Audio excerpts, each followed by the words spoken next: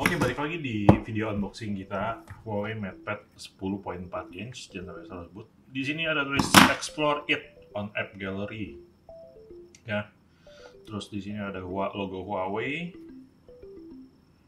Huawei MatePad. Ini warnanya agak-agak kayak rose gold gitu logonya. Huawei Technologies. Pada dasarnya ini casingnya sih boxnya itu cukup ya oke lah, premium. Oke, kita buka plastiknya.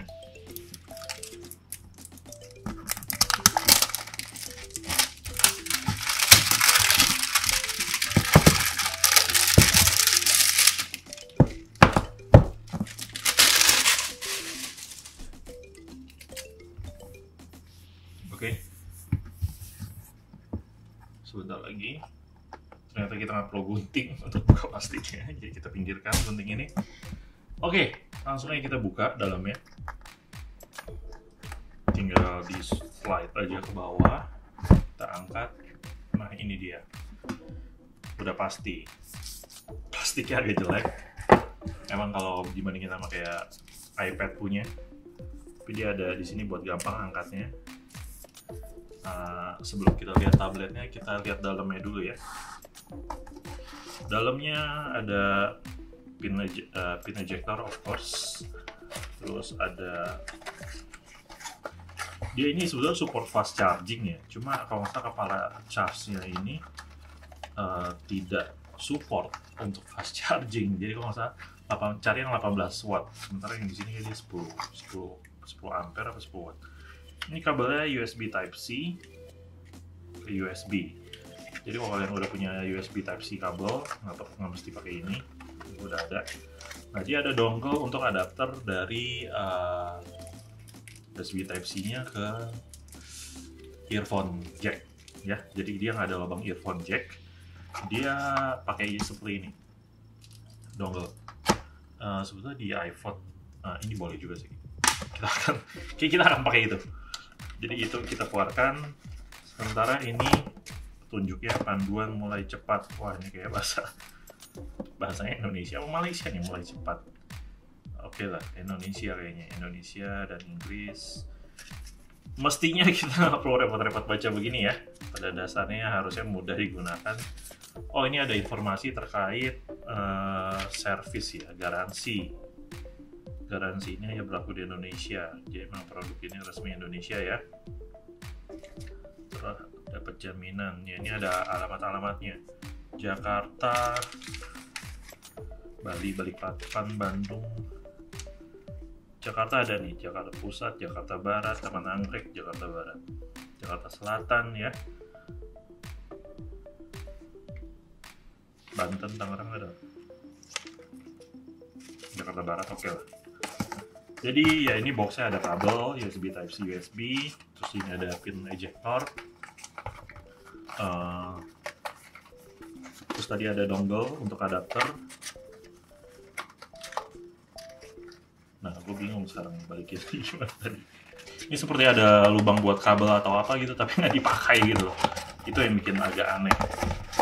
Nah, ini ada kepala casnya. Kita lihat dia itu memang cuma 10 watt ya. Kalau misalnya support 18 watt untuk fast charging ya. Tapi mungkin kita akan pakai ini. Sebenarnya itu aja, udah nggak ada yang lain lagi di dalam box ya. Jadi yang saya keluarin, di dalamnya masih ada kabel, tadi saya nggak keluarin karena saya udah ada kabel USB Type-C. Ini super fast charging sih, bagus ya. Baterainya lumayan gede, kalau nggak salah 7000 watt mAh. Dan itulah salah satu alasan kenapa saya pilih ini. Nah, kita keluarin dari plastiknya. Oke. Apakah ada screen protector-nya? Kelihatannya nggak ada. Wow. Material. Saya mau sobek ini boleh nggak ya? Oh, seri dan sebagainya. Logonya Huawei Landscape. Ini memang agak beda daripada si pendekatan si Apple ya. Si Apple itu gayanya logonya kan portrait gitu. Dia landscape, tampil beda. Tapi menurut saya oke, karena pada dasarnya setelah dipikir-pikir tablet potret itu mungkin lebih difungsikan kayak experience baca buku, sementara kalau ternyata pada kenyataannya kalau saya itu lebih sering menggunakan tablet untuk nonton konten video, jadi megangnya landscape.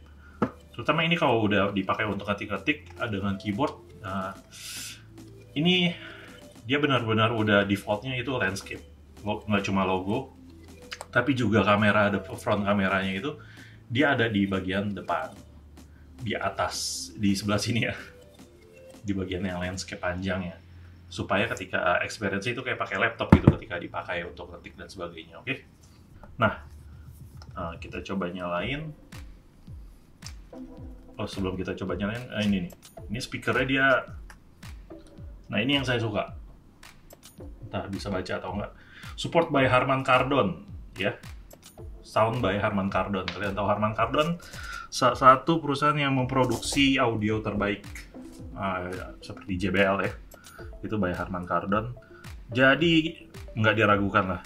Kalian kalau saya sama ini kalau pakai tablet itu pengen punya yang dari device-nya defaultnya itu udah speakernya udah oke. Nah, ini jadi pertimbangan juga. Nah, dia speakernya ada keluarnya dari 4 gitu, sebelah sini dan sebelah sini. 1, 2, 3, 4. Kemudian nggak ada lubang headphone jack. Ada di sini tengah untuk charging. Dan sini ada volume up down, di sini ada power. Jadi power di sini, ini volume up down.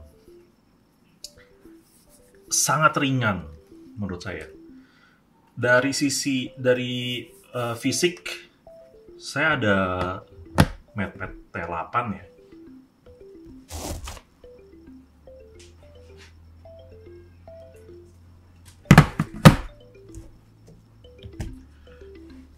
Nah, ini supaya compare side by side nih. Huawei MatePad T8 dengan Huawei. Nah, lucu ya, MatePad T8 ini dia logonya nggak landscape. Ini portrait kalau Huawei MatePad T8. Kotornya kotor banget ya. Dari bahan kelihatannya mirip, tapi nggak 100% mirip juga kayaknya. Dari sisi warna mirip. Cuma konon katanya ini adalah materinya itu nggak gampang kotor karena sidik fingerprint. Nah, sementara ini udah kena pegang-pegang itu udah butek banget dah MatePad T8 ini. Dari sisi berat sedikit lebih berat, of course yang lebih gede. Dari sisi ketebalan MatePad T10.4 ini malah sedikit lebih tipis daripada MatePad T8. Kelihatannya bahannya memang nggak 100% sama ya. Nah, kalau di MatePad T8 ini dia bagian pinggirannya itu ada bahan kayak plastiknya. Kalau ini kayak aluminium alloy atau unibody kali ya. Kita lanjut. Ini MatePad T8 ya. Lihat dari sisi ukuran, bandingin kalian konsumsi konten di Huawei MatePad T8 dengan 10.4. Perbedaannya sedikit tapi lumayan signifikan. Oke. Kira-kira seperti itu. Dari sisi border, kita coba nyalain.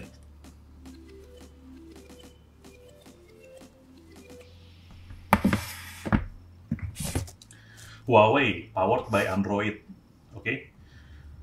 Artinya, nah ini salah satu yang banyak orang concern juga ketika, wow, bunyinya oke banget. Banyak orang yang concern ketika mau beli produk Huawei ini. Kenapa? Karena ini nggak support GMS atau Google Mobile Service. Selamat datang bahasa Indonesia mulai. Mungkin kita bicara soal frame-nya dulu ya. Ini frame-nya very iPad Pro, soalnya dia lengkung di ujung-ujungnya. Nah, itu saya belum punya, kayak rasa-rasanya saya belum punya device yang lengkung-lengkung di ujungnya. Kebanyakan masih siku seperti ini ya. Nah, ini siku kan. Sementara si Huawei MatePad T10.4 ini, dia bordernya itu lengkung. Dan banyak yang mungkin komplain juga soal frame-nya itu tebal. Tapi menurut saya, nih, meskipun nggak setebal T8 ya, T8 ini frame bagian sininya lebih tebal sedikit daripada T10, Huawei 10.4 ini MatePad. Tapi menurut saya, frame yang tebal di tablet itu sebetulnya nggak perlu dikomplain. Kenapa? Karena sebetulnya kita masih perlu frame itu untuk memegang, karena ketika nggak ada frame sama sekali, bahkan ketika main game ya, itu agak pencet-pencet itu agak mengganggu experience juga gitu. Nah, jadi sebetulnya kita butuh frame untuk bisa nyaman menggenggam atau memegang si tablet. Oke, tadi udah setting wifi, login account Huawei dan sebagainya. Ini akhirnya udah terakhir nih, atur sebagai perangkat baru. Saya lebih suka atur sebagai perangkat baru aja. Gerakan navigasi yang baru ini yang kayak swipe up untuk ke back home gitu ya. Soalnya kan nggak ada button home ya. Biasa ada back gitu, tapi nggak boleh terlalu tinggi, dari agak bawah. Android, kalian nggak akan bingung. Oke.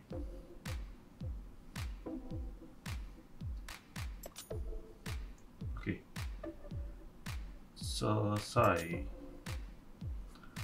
Wow, ya. Kalian bisa lihat, pertama mungkin gue akan komentar soal pixelnya ya. Kerapatannya ini sih, gue nggak terlalu banyak komentar kayaknya. Ini dari mata, setidaknya masih lebih baik daripada MatePad T8 ini. Ini kalau nggak salah 1000 dikali 1200 pixel, kalau saya berapa ya. Ini video unboxing, jadi gue nggak terlalu banyak review spesifikasinya. Setidaknya ini masih lebih rapat daripada kerapatannya daripada ini. Kalau ini kan pixelnya masih kelihatan gitu, MatePad T8 ini. Tapi ini sih gue nggak terlalu banyak komentar deh. Ini app gallery, jadi kalau kalian mau install segala sesuatu di nggak semuanya sih, nggak semuanya ada di app gallery ya. Tapi kira-kira kalau nggak ada di app gallery, kalian bisa cari di Petal Search. Nah, kalian bisa install Petal Search. Gue nggak terlalu banyak komen, gue cukup puas dengan kualitas layarnya ini sih. Kayaknya nggak perlu beli iPad. Kenapa?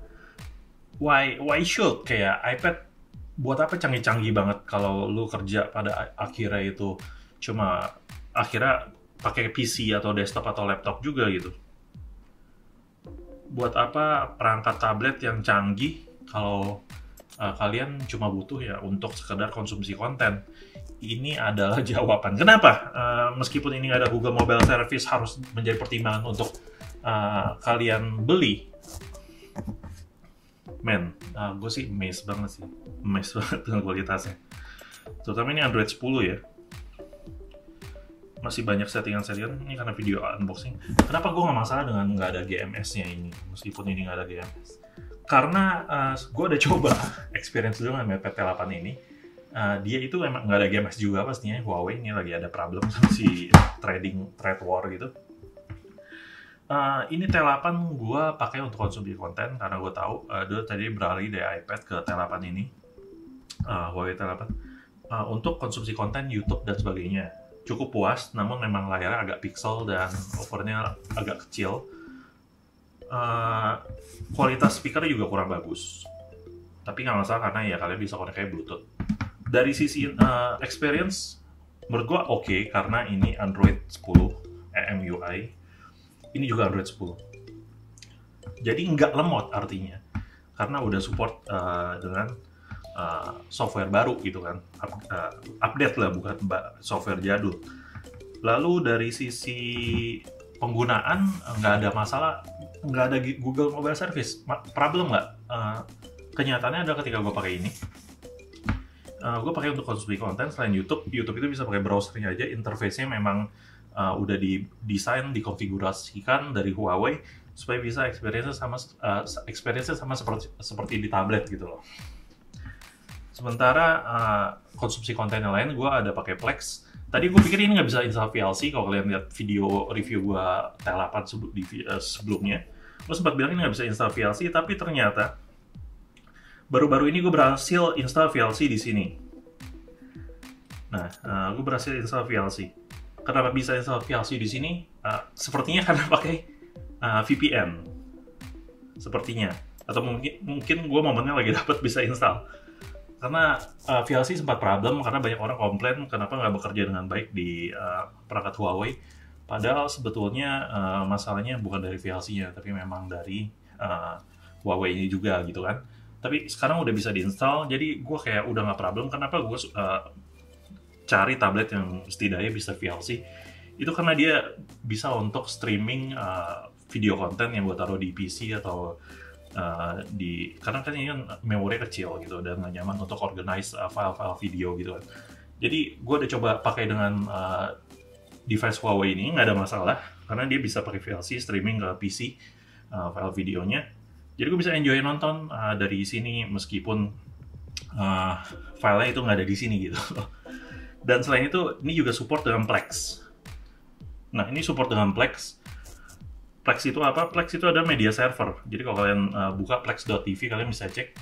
Plex itu ini bahkan meskipun dia nggak ada Google Play Store ya, nggak bisa install dari Google Play Store, ini ada informasi update juga nih. Kalau misalnya gue download ini dari Petal Search, semacam itulah. Nah, Plex itu adalah media Plex media server. Jadi kalian bisa streaming file-file movie yang kalian simpan di rumah atau di PC kalian di lokal. Jadi kalian nggak perlu taruh di device ya, tapi kalian bisa streaming aja gitu loh, lokal. Dan experience-nya itu sama seperti experience di kayak experience kalian pakai Netflix dan sebagainya gitu.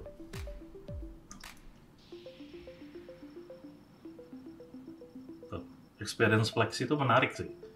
Jadi kayak gue cuma butuh tablet yang bisa mengakomodasi kebutuhan ini. So, kenapa butuh iPad Pro atau iPad yang mahal-mahal?